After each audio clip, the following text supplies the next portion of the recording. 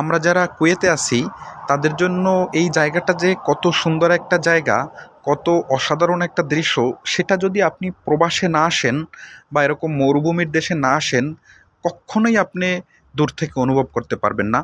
বাংলাদেশের মানুষের কাছে এটা একটা সাধারণ বিষয়, গাছপালা, পুকুর, গাছ। বাট কুয়েতে যারা আমরা আছি, কুয়েত মরুভূমির দেশ হলেও এরকম অফরা এলাকায় একটা সুন্দর পরিবেশ, গাছপালা বা পুকুরে মাছ, অবসর সময় কাটানোর জন্য এর চেয়ে আর সুন্দর পরিবেশ হয় না। দেখতে পারতেছেন পুকুরে মাছগুলো দেখা যায়। মূলত মানুষ যখন পুকুরের পাশে গিয়া দাঁড়ায় তখন মাছগুলো একদম দৌড়ে কাছে চলে আসে। যদিও এই পুকুরে অনেক মাছ আছে, ম্যাক্সিমাম মাছগুলোই মূলত তেলাপিয়া মাছ।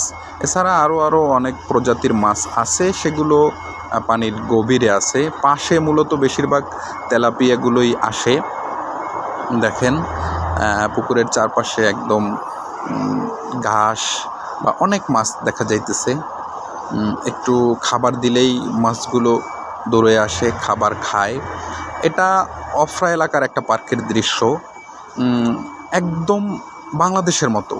আপনি যদি প্রবাসে না আসেন তাইলে বাংলাদেশ থেকে কোনোভাবেই এখানের ফিলিংসটা অনুভব করা সম্ভব না।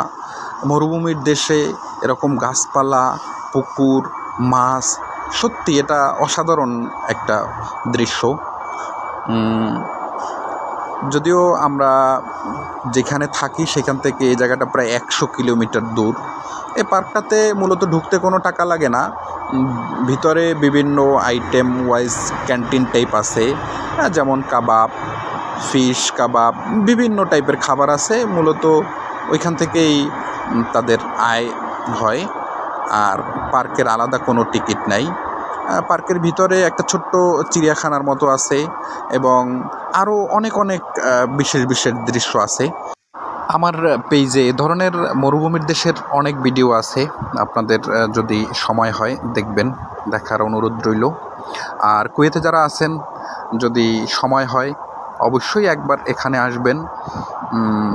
আসলে আশা করি অবশ্যই ভালো লাগবে, কারণ এরকম দেশের মাটির মতো একটা জায়গা সত্যি অসাধারণ।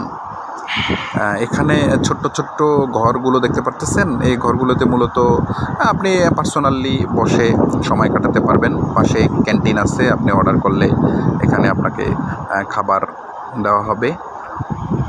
এখন তো শীতকাল, সকালবেলা এই জন্য লোকজন একটু কম, মূলত 12টা বা 1টার পরে লোকজন আসা শুরু হয়। ভিডিও করার জন্য সকালবেলা উত্তম, এই জন্য আমি সকালবেলায় আসছিলাম।